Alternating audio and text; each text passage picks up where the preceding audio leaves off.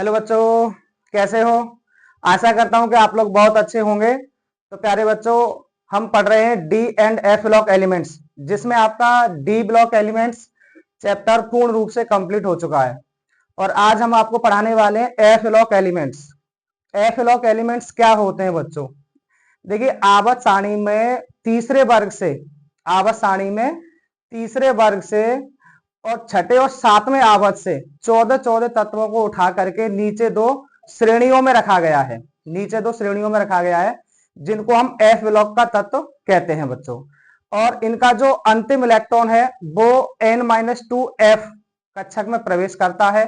इनके जो बाहरी कोश का जो सामान्य इलेक्ट्रॉनिक विन्यास होता है वो होता है बच्चों n-2f 1 to 14 और n-1d0 to 1 और ns 1 से 2। यानी s में 2 इलेक्ट्रॉन्स होते हैं और d में 0 या 1 इलेक्ट्रॉन होता है और f में बच्चों 1 से 14 तक इलेक्ट्रॉन्स आते हैं। ये f ब्लॉक के तत्व प्रकृति में बहुत कम पाए जाते हैं। f ब्लॉक के तत्व क्या होता है? प्रकृति में बहुत कम पाए जाते हैं, इसलिए इनको हम क्या कहते हैं? दुर्लभ मृदा तत्व भी कहते हैं। क्या कहते हैं? दुर्लभ मृदा तत्व भी कहते हैं। और इनकी बाहरी 3 कक्षाएं अपूर्ण होती हैं।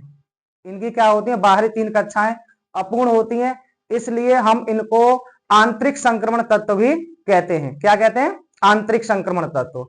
एफ ब्लॉक के तत्वों को 2 श्रेणियों में बांटा गया है बच्चों। कितनी श्रेणियों में? 2 श्रेणियों में। एक तो लेंथेनाइड श्रेणी और एक एक्टिनाइड श्रेणी। हम इनको लेंथेनाइड भी बोल सकते हैं, लेंथेनॉइड भी बोल सकते हैं, लेंथेनॉन भी बोल सकते हैं। ठीक है ना? कई नाम है बच्चों, अलग अलग बुक्स में अलग अलग प्रकार से इनका नाम मिल सकता है आपको। ठीक है ना? तो कंफ्यूज होने की जरूरत नहीं है बिल्कुल भी। लेंथेनॉइड या लेंथेनाइड, लेंथेनॉइड्स, लेंथेनॉन या एलएन से हम इनको प्रदर्शित करते हैं। इसी प्रकार से जो दूसरी श्रेणी है एक्टिनाइड्स या एक्टेनॉन या फिर एक्टिनॉइड्स, ठीक है ना, उसके भी कई नाम हैं। तो शुरुआत करते हैं बच्चों एफ ब्लॉक के तत्वों से। आप हेडिंग लगाएंगे एफ ब्लॉक के तत्व, लगाइए, आप लोग भी लगाइए। ठीक है ना? एफ ब्लॉक के तत्व। एफ ब्लॉक के तत्व, या इनको हम बोलते हैं आंतरिक संक्रमण तत्व। ठीक है? क्या बोलते हैं इनको? आंतरिक संक्रमण तत्व। इसके अंतर्गत कौन कौन से तत्व आते हैं, इसके बारे में बात करते हैं। हेडिंग लगाओ।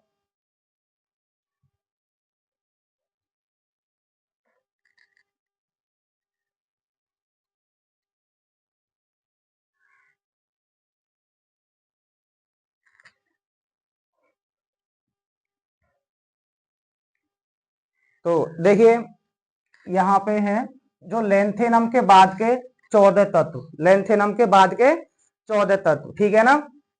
ये है, पहले हम लाइनें करके 14 खाने बना लेंगे।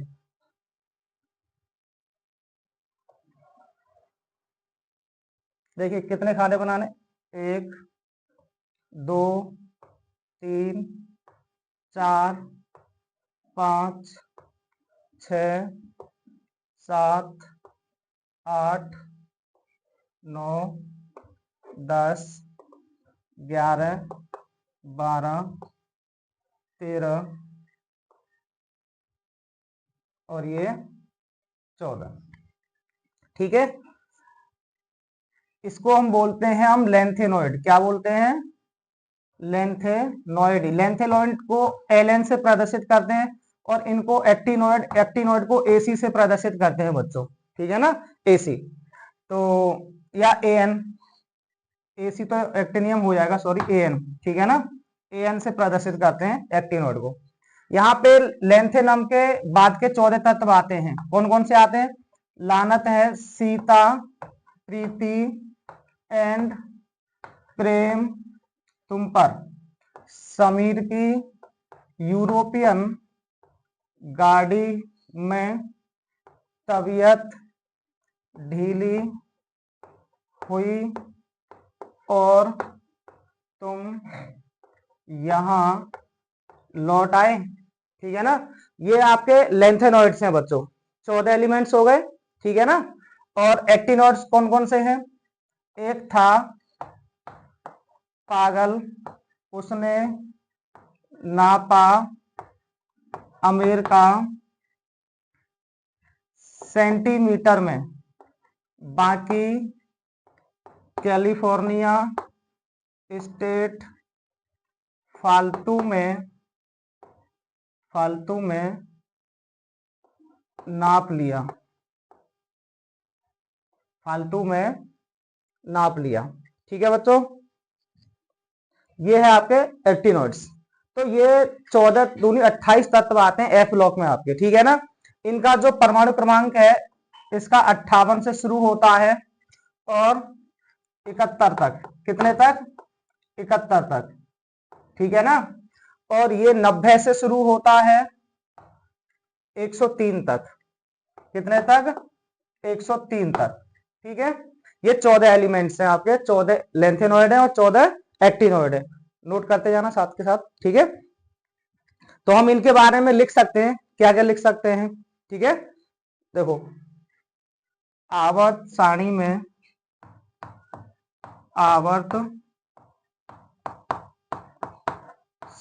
में छठे व सातवें आवर्त और तीसरे वर्ग से 14 तत्वों को उठाकर नीचे दो श्रेणियों में रखा गया है जिन्हें एफ ब्लॉक के तत्व कहते हैं। एफ ब्लॉक के तत्व कहते हैं।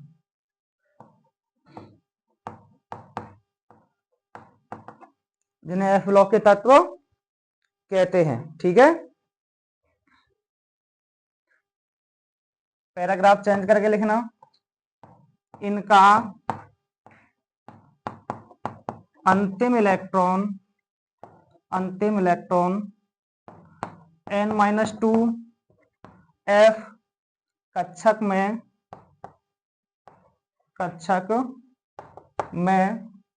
प्रवेश करता है।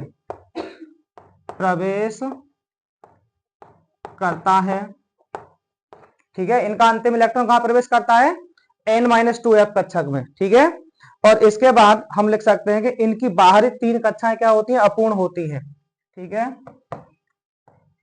इनकी बाहरी 3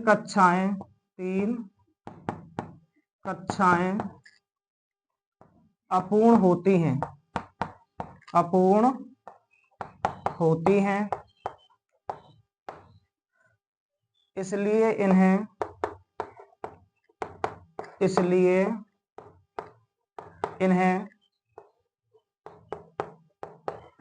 आंतरिक संक्रमण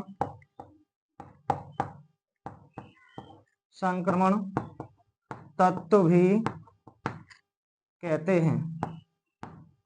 इसलिए इन्हें आंतरिक संक्रमण तत्व भी कहते हैं। बोलो समझ में आ रहा है? तुम लोग भी बोलो, समझ में आ रहा है? ठीक है, नोट करो।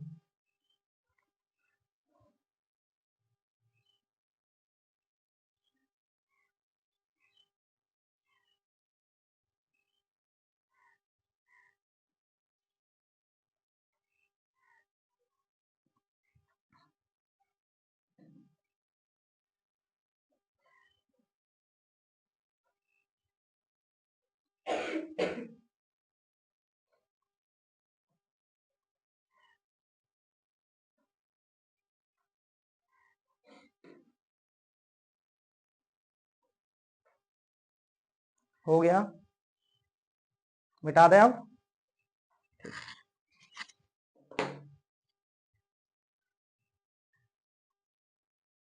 मिटा दें।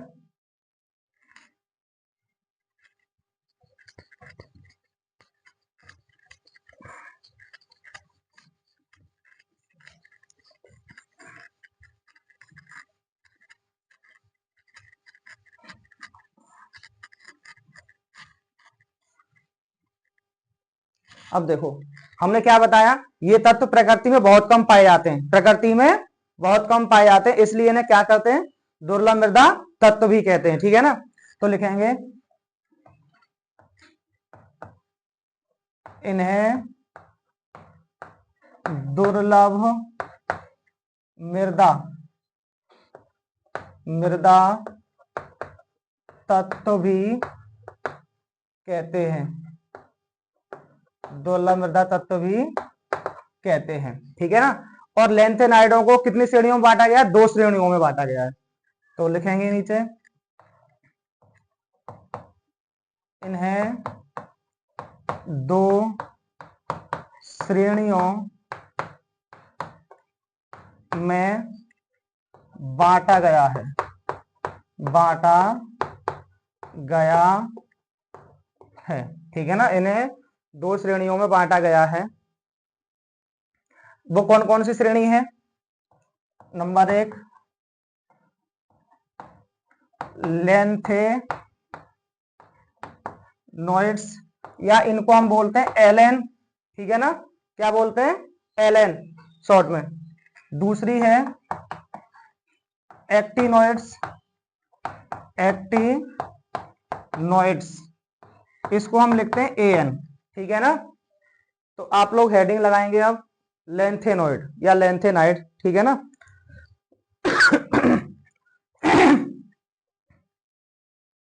हेडिंग लगाएंगे लैंथेनोइड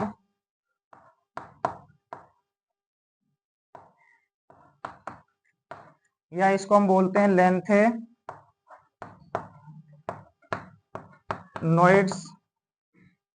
ठीक है ना, या हम इसको बोलते हैं लैंथेनॉन भी बोलते हैं बच्चों, क्या बोलते हैं, लैंथेनॉन, या हम इसको एलएन से भी दिखाते हैं, किससे, एलएन से। ठीक है ना, तो इसमें रखा गया है लैंथेनम 57 के बाद के 14 तत्वों को, लैंथेनम 57 के बाद के 14 तत्वों को। ठीक है ना, तो हम यहां लिखेंगे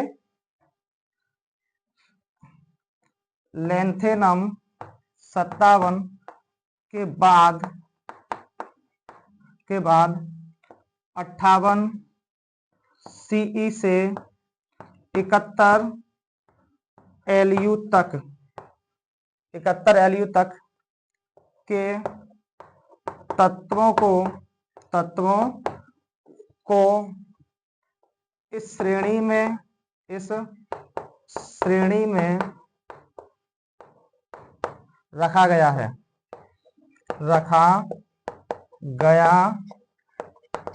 ठीक है ना।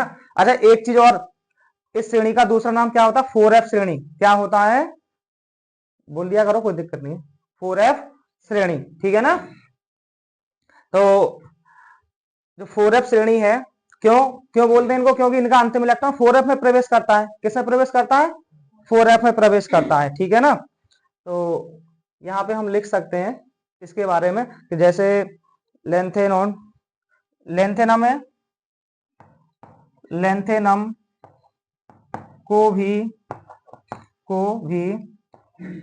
इस श्रेणी का सदस्य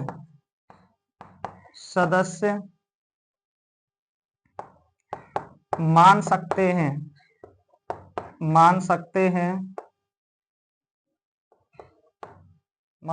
हैं क्योंकि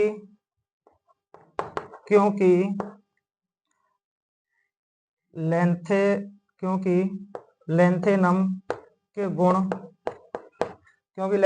गुण इन तत्वों के गुणों से मिलते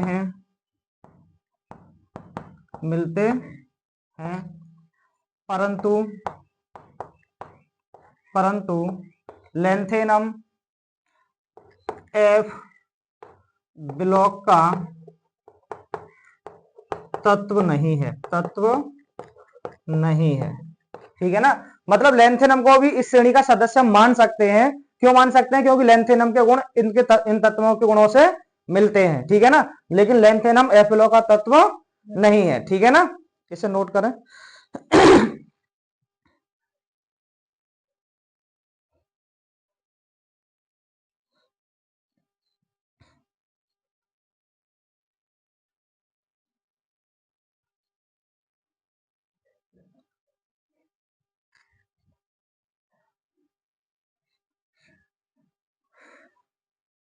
हो गया, मिटा दे।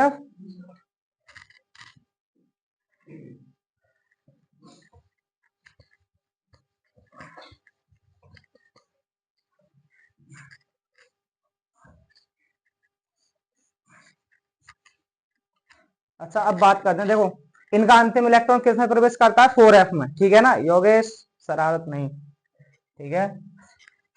इनका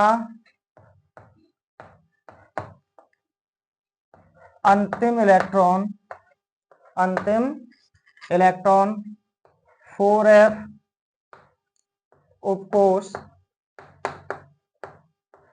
में प्रवेश करता है,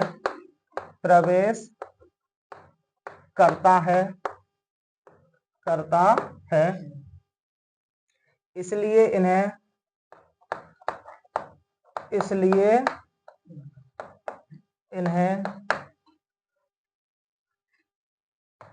4f श्रेणी के तत्व भी कहते हैं, 4f श्रेणी के तत्व भी कहते हैं, ठीक है ना। अच्छा, अब बात करते हैं जो एफ ब्लॉक के तत्वों का सामान्य इलेक्ट्रॉनिक विन्यास होता है वो क्या होता है ना। यहां पर लिख देते हैं हम,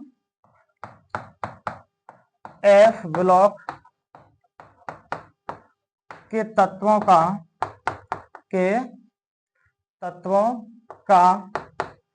सामान्य इलेक्ट्रॉनिक विन्यास,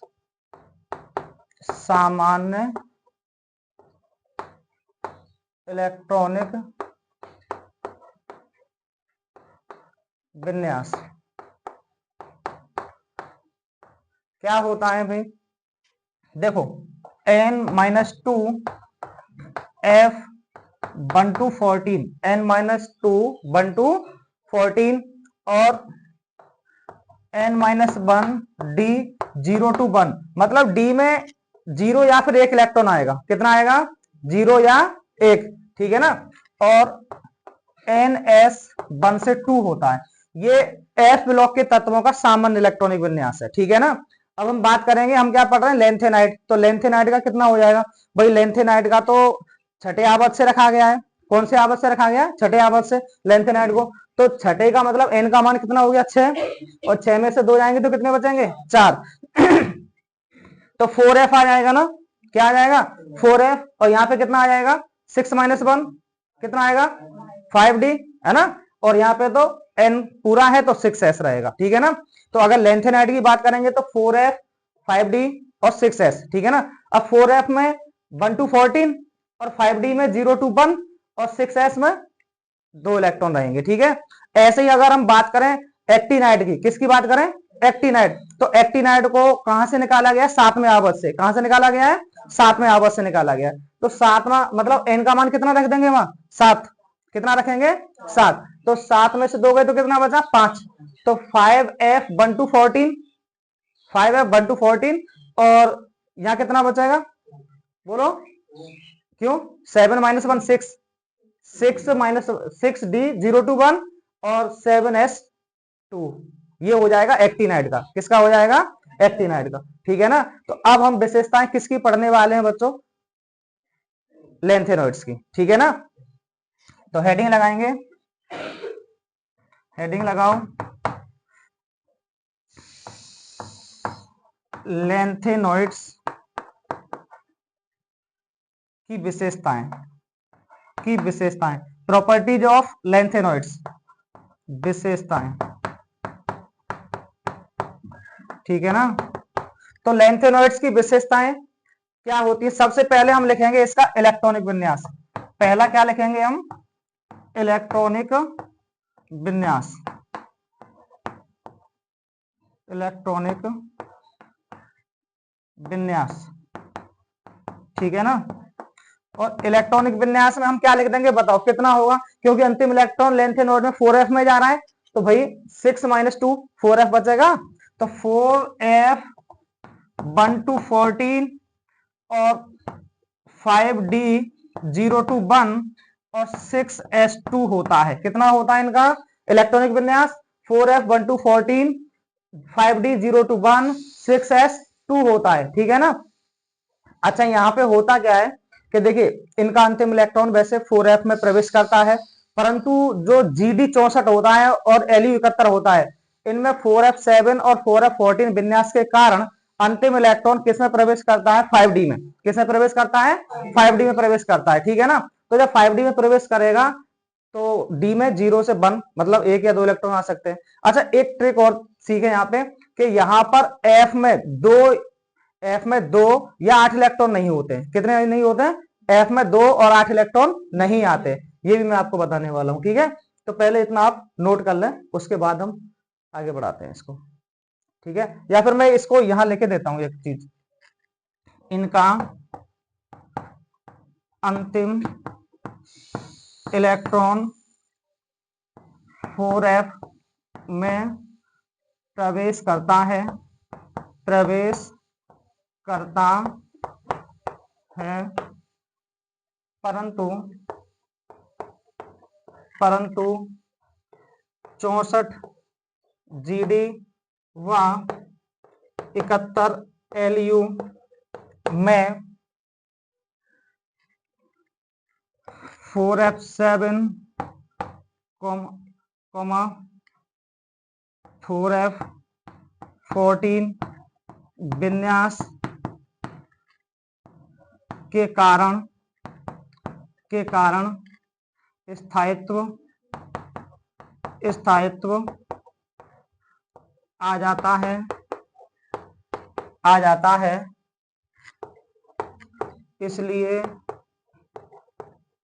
इसलिए इन दोनों तत्वों में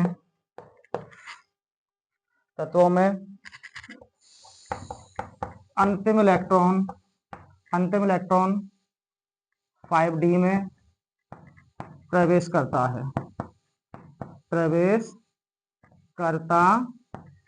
है, ठीक है।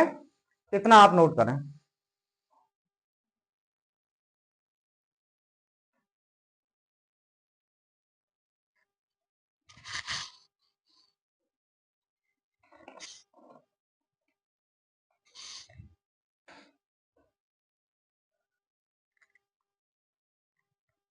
करिए नोट।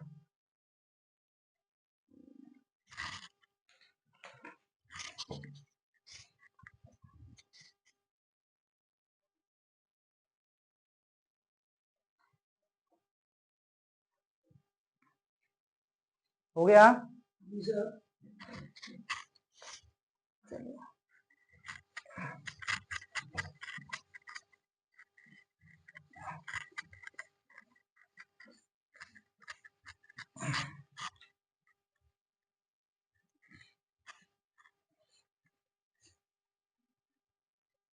अच्छा इसके बाद हम लिखते हैं इनके इलेक्ट्रॉनिक विन्यास, है ना। तो इलेक्ट्रॉनिक विन्यास के लिए हम क्या करेंगे, पहले तत्वों को लिख लेते हैं, ठीक है ना। क्या क्या तत्व हैं, Ce लानत सीता, प्रीति एंड प्रेम तुम पर, समीर की यूरोपियन गाड़ी में तबीयत, है ना। और यहां से लिख दें ढीली हुई और तुम यहां लौट आए, ठीक है ना। इसका जो एटॉमिक नंबर होता है वो होता है 58, 59, 60, 61, 62, 63, 64, 65, 66, 67, 68, 69, 70 और 71। ठीक है, हमें करना क्या है बच्चों, जो 58 है इससे पहले इनर्ट गैस कौन सी होती है, अक्रिय गैस कौन सी होती है, उसको लिख देंगे। तो उसका मतलब है कि उतने तक हमारा इलेक्ट्रॉनिक विन्यास फाइनली हो जाएगा। जैसे 58 से पहले 54 नंबर पर जीनोन गैस आती है, कौन सी आती है, जीनोन गैस आती है। तो अगर हम यहां पर क्या लिख दें, जीनोन लिख दें, XE लिख दें, तो इसका मतलब यह है कि 54 तक इसका इलेक्ट्रॉनिक विन्यास फाइनल हो गया। ठीक है ना।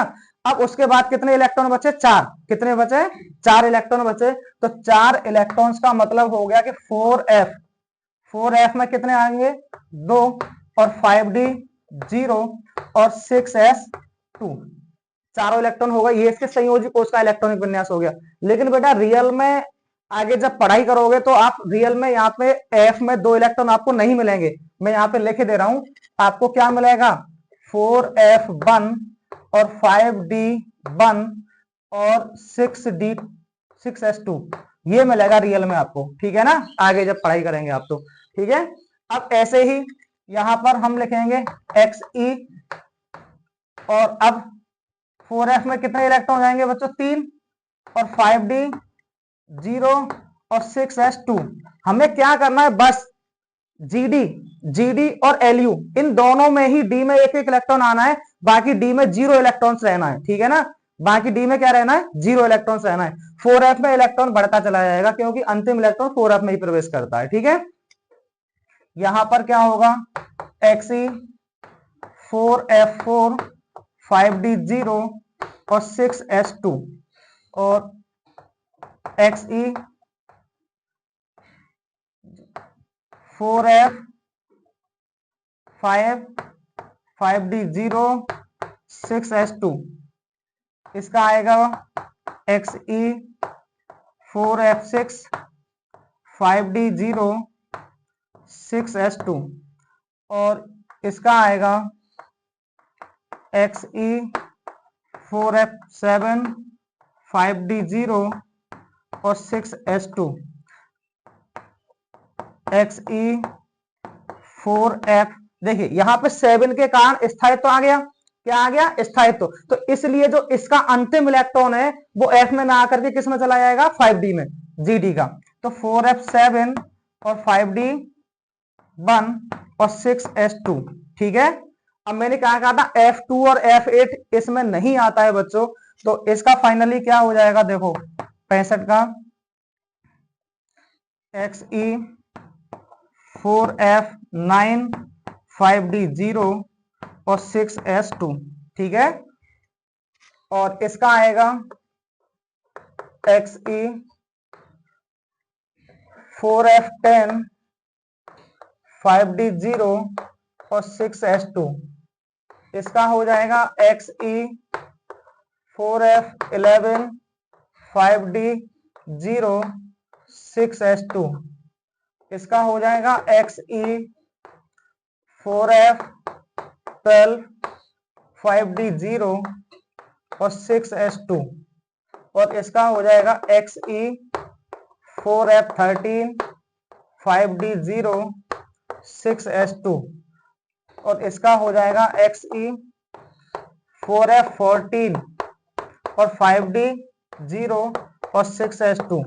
अब 4f14 आ गया यहाँ पे तो स्थायित्व आ जाएगा बच्चों, इसलिए XE क्या है, जीनोन। ठीक है ना, तो 4f14 और 5d1 और 6s2 ये आपका इलेक्ट्रॉनिक विन्यास है बच्चों लेंथेनाइट्स का। क्या है, लेंथेनाइट्स का इलेक्ट्रॉनिक कॉन्फ़िगरेशन है।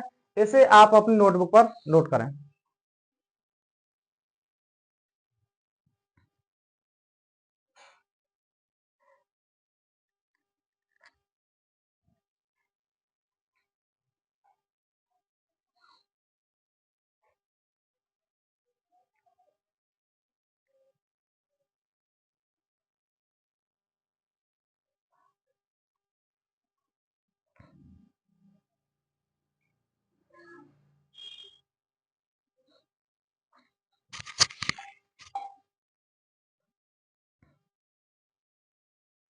हो गया, मिटा दें आप।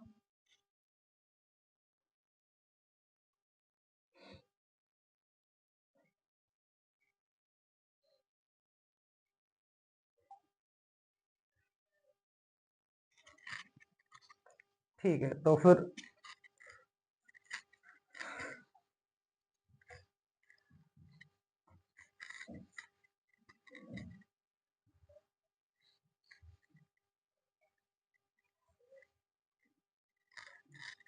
इसके बाद नंबर 2 पर हेडिंग लगाएंगे परमाणविक, परमाणविक या आयनिक आकार, आयनिक आकार। ये बच्चों इंपोर्टेंट है, ये क्या है, इंपोर्टेंट है एग्जाम की दृष्टि से। अगर एफ ब्लॉक से सबसे पहले कोई भी प्रश्न पूछा जाता है तो सबसे पहले इसी से प्रश्न पूछा जाता है, परमाणविक या आयनिक आकार से। ठीक है ना। होता क्या है कि जब हम लेंथेनाइट श्रेणी में बाएं से दाएं जाते हैं, लेंथेनाइट श्रेणी में क्या जाते हैं, बाएं से दाएं जाते हैं, तो फिर इनका परमाणु आकार या आयनिक आकार लगातार घटता है। क्यों घटता है, क्योंकि प्रभावी नाभिकीय आवेश यानी कि नाभिकीय आकर्षण बल लगातार बढ़ता है, इसलिए इनका परमाणु आकार या परमाणविक त्रिज्या लगातार क्या होती है बच्चों, घटती है। और यहाँ जो दुर्बल प्रदक्षिण प्रभाव होता है 4f इलेक्ट्रॉन का, क्योंकि अंतिम इलेक्ट्रॉन 4f में प्रवेश कर रहा है, तो इसीलिए जो इनका जो है दुर्बल प्रदक्षिण प्रभाव होता है वो नाभिकीय आकर्षण का पूर्ण रूप से मुकाबला या विरोध नहीं कर पाता है, इसलिए इनका जो परमाणविक आकार है वो घटता है लगातार। और इस घटना को हम बोलते हैं लेंथेनाइट संकुचन, लेंथेनाइट संकुचन या लेंथेनाइट आकुंचन या लेंथेनाइट कॉन्ट्रैक्शन। ठीक है ना, क्योंकि परमाणु आकार लगातार सिकुड़ता जाता है, सिकुड़ता जाता है, घटता जाता है। तो लेंथेनॉइड श्रेणी में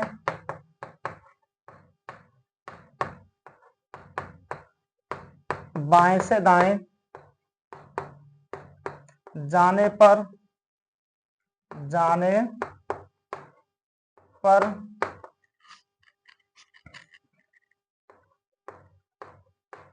परमाणु त्रिज्या व आयनिक त्रिज्या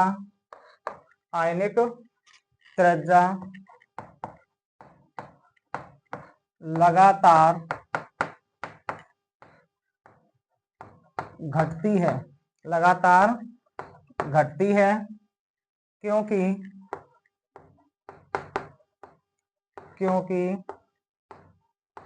प्रभावी नाभिकीय आवेश, प्रभावी नाभिकीय आवेश, प्रभावी नाभिकीय आवेश, या हम इसको बोल सकते हैं नाभिकीय आकर्षण, नाभिकीय आकर्षण। ठीक है ना, प्रभावी नाभिकीय आवेश या नाभिकीय आकर्षण बढ़ता है, बढ़ता है, परंतु 4f इलेक्ट्रॉन का दुर्बल परिरक्षण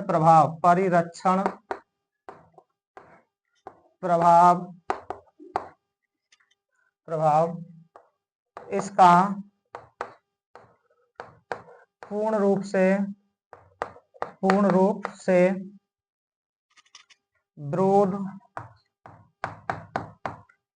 विरोध नहीं कर पाता है, इस घटना को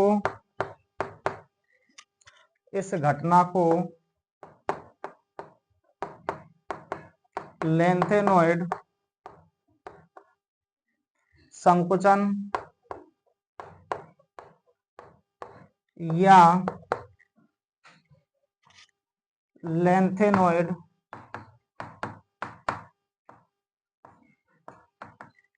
आकुंचन कहते हैं।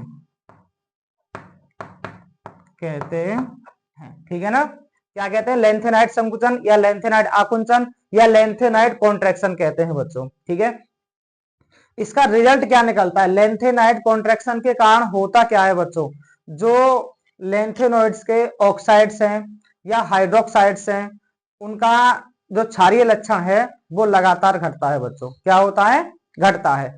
और जो 4D श्रेणी के तत्व हैं और 5D श्रेणी के तत्व हैं, उनका जो परमाणु आकार है वो लगभग लगभग क्या हो जाता है, बराबर हो जाता है। किसके कारण, लेंथेनाइड संकुचन के कारण। जब हमने आपको डी ब्लॉक के तत्व पढ़ाया था तो हमने आपको बताया था कि 4D और 5D श्रेणी के तत्वों का परमाणु जो आकार है वो लगभग लगभग क्या हो जाता है, बराबर। क्यों, क्योंकि लेंथेनाइड संकुचन के कारण। ठीक है ना। अच्छा, दूसरा, लेंथेनाइडों को हम आसानी से पृथक भी कर सकते हैं लेंथेनाइड संकुचन के कारण, क्योंकि इनकी विलेयता और संकुल बनाने की प्रवृत्ति में भिन्नता आ जाती है, इसलिए हम इनको आसानी से पृथक भी कर सकते हैं। किसके कारण, लेंथेनाइड के संकुचन के कारण। ठीक है ना। तो अगर लिखना चाहो तो लिख सकते हो परिणाम, इसके इसके परिणाम क्या निकले, है ना। हेडिंग लगा सकते हो परिणाम, परिणाम किसके परिणाम, लेंथेनाइड संकुचन के परिणाम। ठीक है ना। तो लिख देंगे लेंथेनाइड श्रेणी में बाएं से दाएं जाने पर, बाएं से दाएं जाने पर इनके ऑक्साइड्स व हाइड्रोक्साइड्स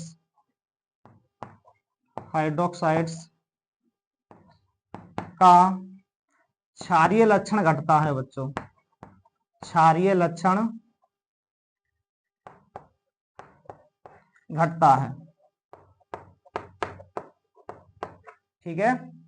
अब ऑक्साइड्स कैसे बनेंगे इनके, पता है, जो लेंथेनाइड है, लेंथेनाइड इन सब, ये सभी तीसरे वर्ग से निकाले गए, तो इसलिए इनकी ऑक्सीकरण संख्या अधिकतर +3 होती है। अब 3 होती है तो +3 ऑक्साइड्स बनाएंगे तो ऑक्सीजन पर -2, यानी क्या बनेगा बताओ, Ln2O3। ये तो होगा इनके ऑक्साइड्स, क्या होगा इनके ऑक्साइड्स। अगर हमें हाइड्रोक्साइड्स बनाने हैं तो Ln+3, और हाइड्रोक्साइड पर कितना होता है बच्चों, -1, तो यहां से क्या बन जाएगा, LnOH का होल थ्राइस, ये बन जाएगा आपका लेंथेनॉइड्स का हाइड्रोक्साइड्स। तो ये इनका क्षारीय लक्षण क्या होता है बच्चों, घटता है। ठीक है, तो इतना आप नोट करें।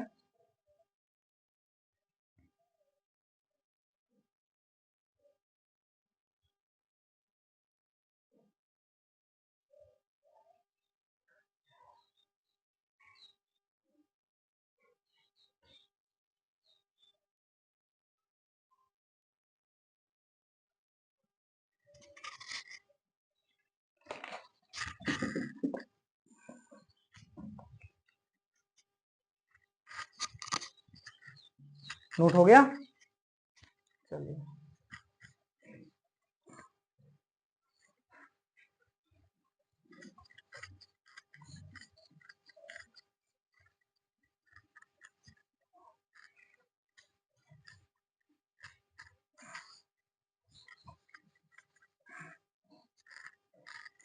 हाँ भाई, अब इसका जो परिणाम है, सेकंड परिणाम क्या है, मैंने अभी बताया, लेंथेनाइड संकुचन के कारण 4D और 5D श्रेणी के तत्वों का परमाणु आकार लगभग क्या हो जाता है, बराबर हो जाता है। ठीक है ना। तो लेंथेनाइड संकुचन के कारण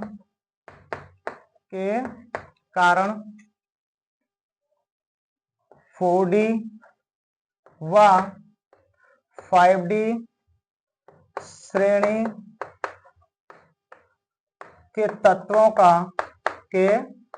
श्रेणी के तत्वों का परमाणु आकार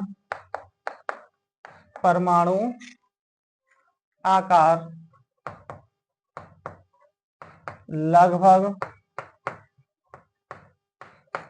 समान हो जाता है, लगभग समान हो जाता है। ठीक है। और तीसरा परिणाम देख सकते हो इनका, कि हम लेंथेनाइडों को आसानी से पृथक कर सकते हैं। ठीक है ना।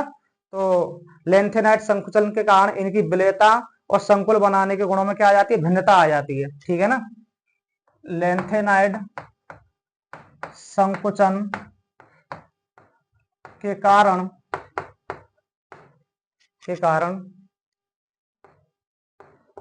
इनकी विलेयता व संकुल बनाने, संकुल मतलब कॉम्प्लेक्स कंपाउंड, ठीक है ना, संकुल बनाने के गुणों में भिन्नता आ जाती है, आ जाती है।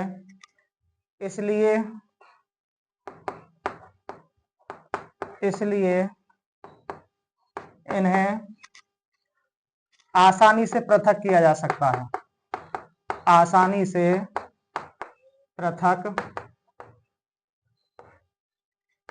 किया जा सकता है, ठीक है ना। इसलिए इन्हें आसानी से पृथक किया जा सकता है, यानी हम इनको आसानी से पृथक कर सकते हैं, किसके कारण, लेंथेनाइड संकुचन के कारण, ठीक है। अब ये हमने पढ़ा, क्या क्या पढ़ा हमने विशेषताओं में, इलेक्ट्रॉनिक कॉन्फ़िगरेशन, दूसरा हमने पढ़ा परमाणविक या आयनिक आकार, और तीसरा हम पढ़ेंगे क्या, भौतिक अवस्था। क्या पढ़ेंगे, भौतिक अवस्था, ठीक है ना, फिजिकल स्टेट,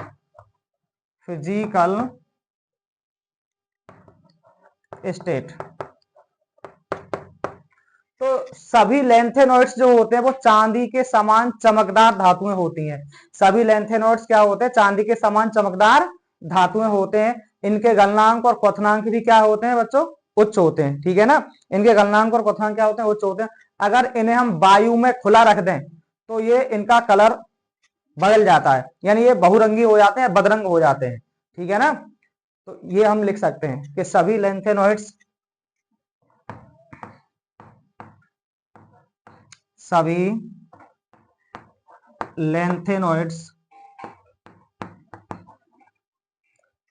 चांदी के समान चमकदार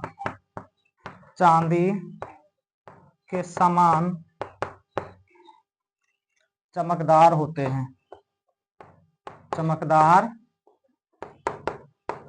हैं, ठीक है। दूसरा, इनके गलनांक व घनत्व क्या होते हैं, उच्च होते हैं। इनके गलनांक व घनत्व उच्च होते हैं। और मैंने बताया इनको यदि हम वायु में खुला रख दें, इनको वायु में खुला रखने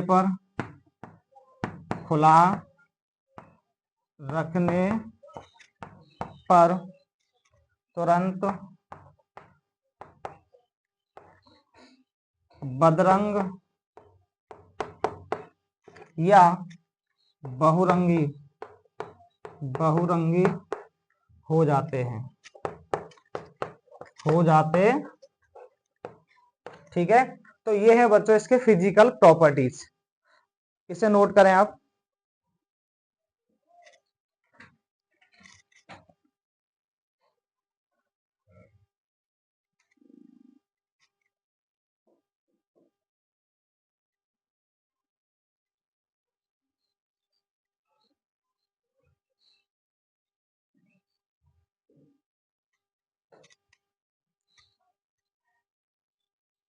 हो गया,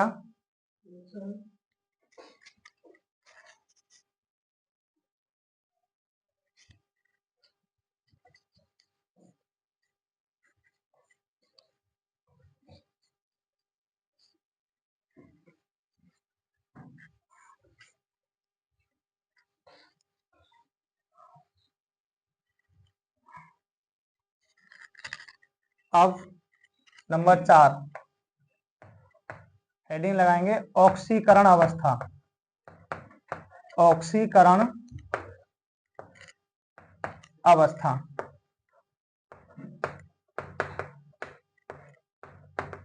ठीक है, देखिए ये इनको कहां से निकाला गया है, थर्ड बी से। कहां से निकाला गया है, थर्ड बी से। इसलिए अधिकतर +3 ऑक्सीकरण अवस्था दिखाते हैं। कितने दिखाते हैं, +3। लेकिन F0, F7, F14 विन्यास के कारण कुछ तत्व परवर्ती संयोजकता दिखा सकते हैं, जैसे +4 तक दिखा सकते हैं। जैसे Ce है, वो Ce +4 दिखाता है। कितनी दिखाता है, +4 दिखाता है। ठीक है ना, कितनी दिखाता है, +4 तक दिखा देता है। ठीक है ना, तो हम लिख सकते हैं कि ये अधिकतर +3 ऑक्सीकरण अवस्था प्रदर्शित करते हैं, प्रदर्शित करते हैं, करते हैं। ठीक है ना, ये कितनी प्रदर्शित करते हैं, +3। परंतु कुछ तत्व F0, F7, F14 विन्यास के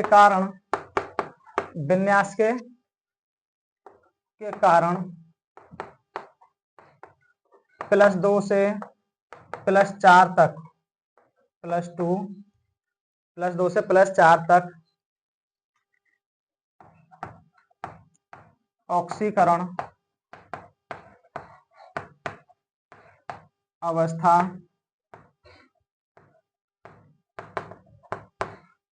प्रदर्शित करते हैं,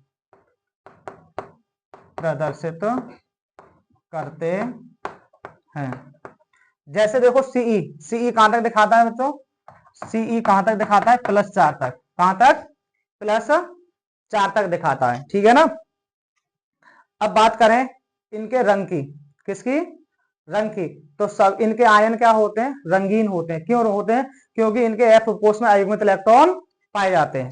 ठीक है ना, तो इनके आयन क्या होते हैं, रंगीन होते हैं। तो यहाँ पर हेडिंग लगाएंगे नंबर 5, रंग।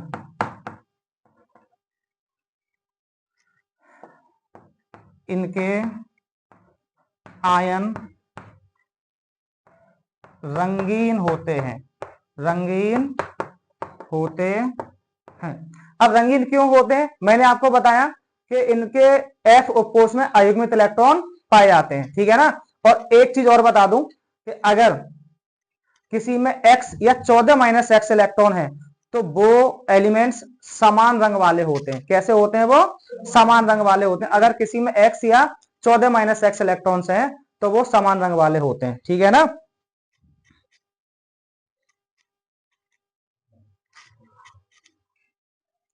यहां लिख दें इनके आयन रंगीन होते हैं क्योंकि इनके F कोष में अयुग्मित इलेक्ट्रॉन पाए जाते हैं। पर ये लिख लेना, कोई दिक्कत नहीं है। ठीक है, परंतु जिन लैंथेनॉइड्स +3 में X या 14 - X या 14 - X इलेक्ट्रॉन होते हैं, वे समान रंग वाले होते हैं, समान रंग वाले होते हैं। कैसे होते हैं, वे समान रंग वाले होते हैं। ठीक है ना, तो इसे नोट करें।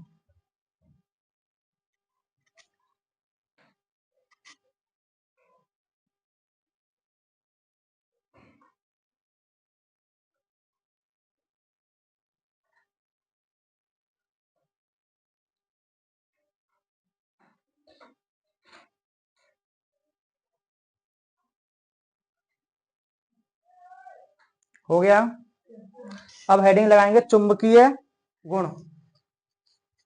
चुंबकीय गुण,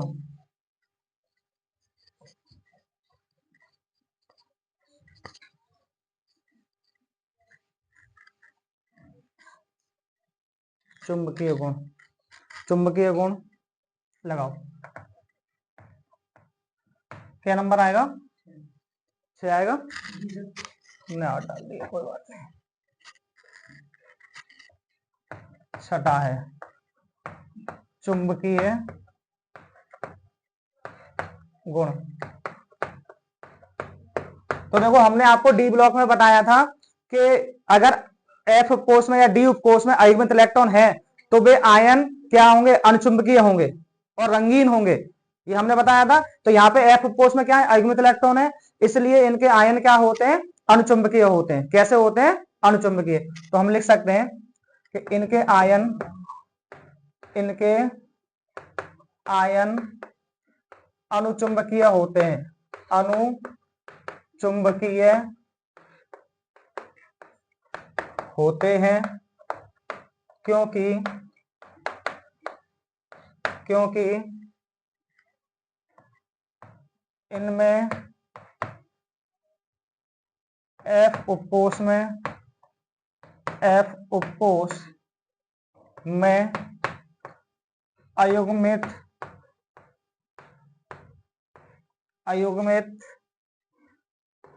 इलेक्ट्रॉन पाए जाते हैं, ठीक है ना। परंतु यहां लिखेंगे परंतु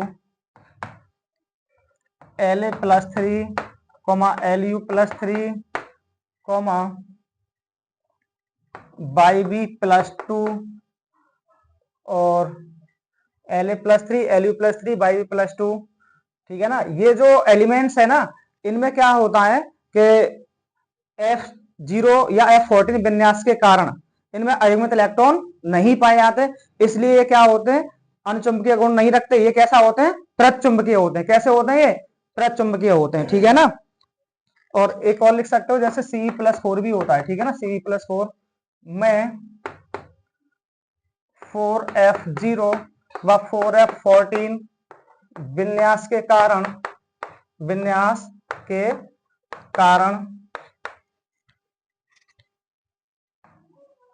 अयुग्मित इलेक्ट्रॉन नहीं होते हैं, इसलिए ये कैसे होते हैं? प्रतिचुंबकीय होते हैं, प्रतिचुंबकीय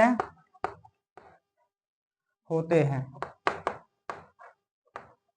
ठीक है ना। कैसे होते हैं? ये प्रतिचुंबकीय, नोट करें इसे। उसके बाद इसकी रासायनिक अक्रियाशीलता के बारे में बताते हैं आपको, ठीक है ना।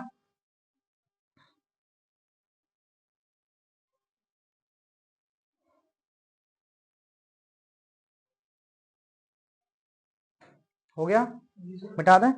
अब हेडिंग लगाओगे रासायनिक अक्रियाशीलता, 7 नंबर, रासायनिक अक्रियाशीलता। देखिए लेंथेनाइड्स जो होते हैं, थर्ड बी से निकाला गया है लेंथेनाइडों को, इसलिए इनकी ऑक्सीकरण संख्या कितनी होती है? +3, तो इन पर चार्ज भी कितना होगा? +3 होगा, ठीक है ना। लेंथेनाइडों पे कितना चार्ज होता है बच्चों? +3। अच्छा हेडिंग लगा लेना पहले आप, रासायनिक अक्रियाशीलता, ठीक है ना। रासायनिक अक्रियाशीलता, रासायनिक अक्रियाशीलता,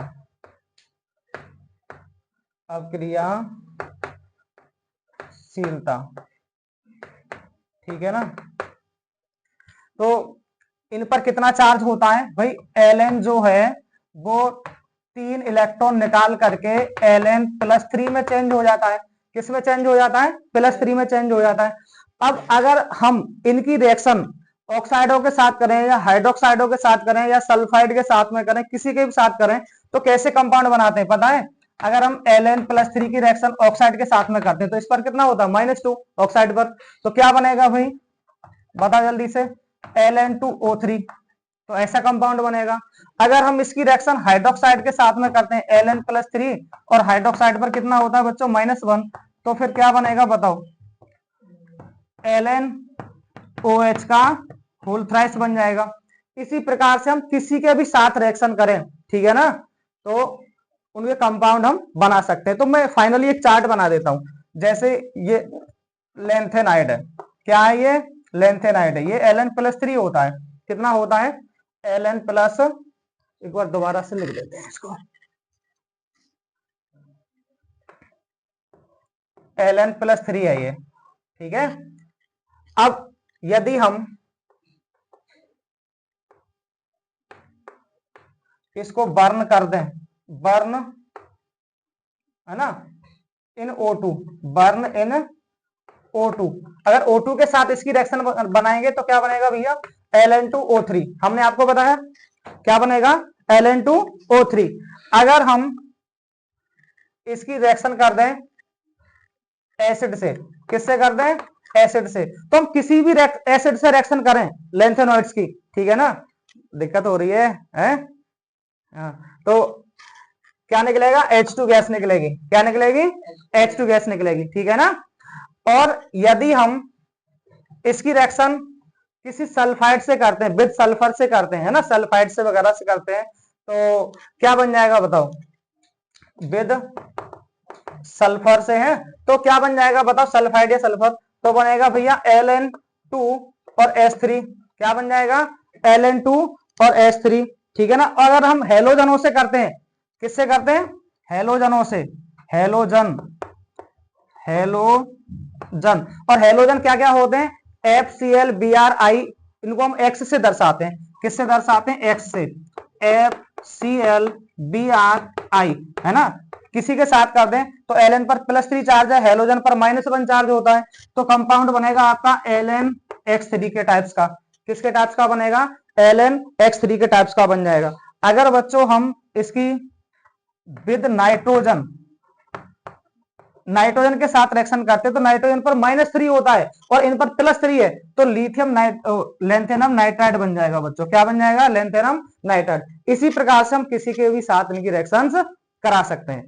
तो यह है रासायनिक अक्रियाशीलता बच्चों इनकी, ठीक है, आप नोट करें इनको।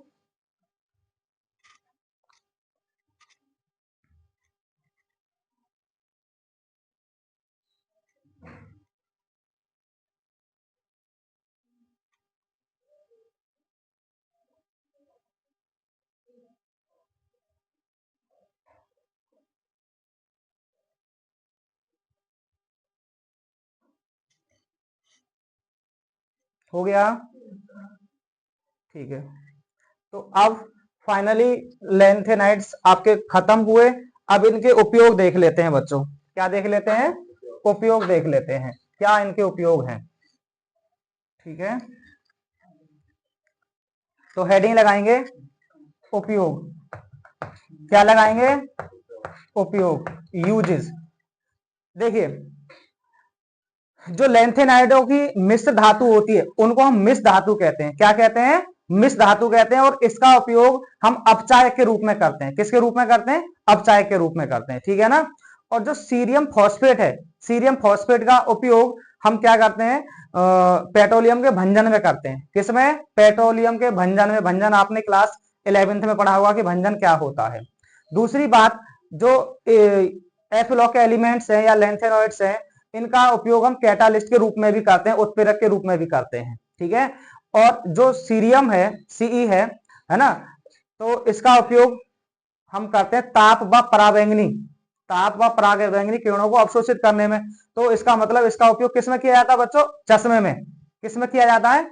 चश्मे में किया जाता है, ठीक है ना। तो लिखें नंबर एक उपयोग लिखें इसका, लेंथेनॉइड, लेंथेनॉइड की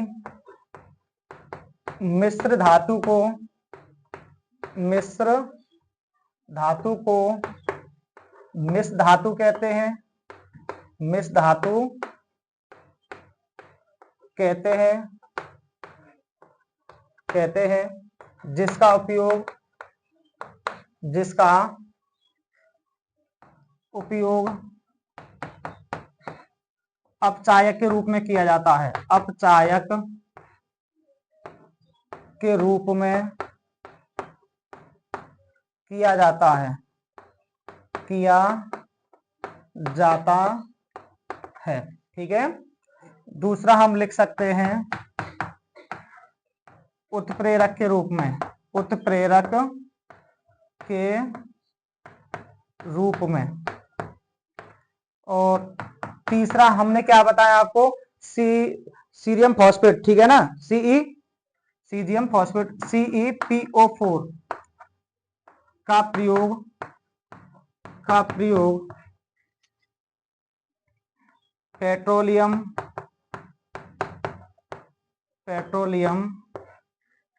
के भंजन में किया जाता है। ठीक है ना।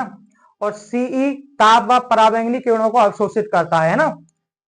और लिख सकते हैं CE ताप व पराबैंगनी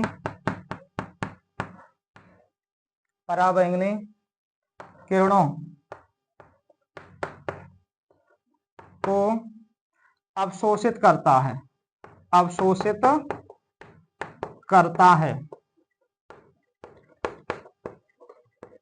इसीलिए इसका उपयोग किसमें किया जाता है बच्चों, चश्मे में, जिससे पहन के तुम क्या बन जाते हो, हीरो हैं, चश्मे को पहन के। ठीक है ना।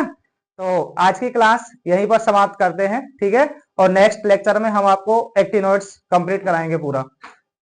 तो आज की क्लास यहीं समाप्त करते हैं। Thank you for watching this video.